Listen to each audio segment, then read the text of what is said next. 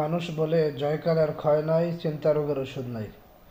বিশ্বনবী সাল্লাল্লাহু আলাইহি সাল্লামের হাদিস বলে এই কথার কোনো ভিত্তি নাই। প্রিয় ভাই ও বন্ধুগণ, আমরা অনেক সময় পেরেশানি করতে করতে করতে করতে অসুস্থ হয়ে পড়ি।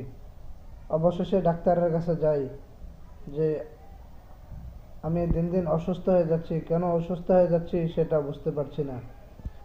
ডাক্তার বলে যে আপনি পেরেশানি বেশি করেন। আমরা বলি যে হ্যাঁ, অবশ্যই পেরেশানির বেশি করে আমাদেরকে পেরেশানির ওষুধ দেন। ডাক্তার বলে জানেন, তখন ডাক্তার বলে পেরেশানির তো কোনো ওষুধ হয় না, টেনশন কম করবেন। কিন্তু আপনি টেনশন কম করবেন কিভাবে? টেনশনের তো কোনো ওষুধ নাই। কিন্তু বিশ্বনবী সাল্লাল্লাহু আলাইহি ওয়াসাল্লাম বলেন যে এমন একটি দোয়া আছে, যে দোয়াটি কেউ যদি বেশি বেশি পাঠ করে আল্লাহ তাআলা তাকে সর্বপ্রকারের দুশ্চিন্তা ও পেরেশানি থেকে মুক্তি দান করবেন। শুধু তাই নয়, কেউ যদি এই দোয়াটি বেশি বেশি পাঠ করে সে আল্লাহ তাআলার নৈকট্য অর্জন করতে পারবে।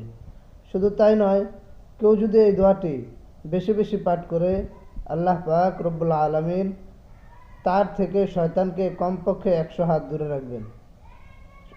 শুধু তাই নয়, এই দোয়াটির ফজিলত আরও অনেক অনেক রয়েছে। তো দোয়াটি কি? দোয়াটি একটু শিখে নেই। লা হাওলা ওয়ালা কুওয়াতা ইল্লা বিল্লাহ। এই দোয়াটি যদি আপনি বেশি বেশি করে পড়তে থাকেন, আল্লাহ তাআলা আপনাকে সর্বপ্রকারের পেরেশানি এবং দুশ্চিন্তা থেকে হেফাজতে রাখবেন।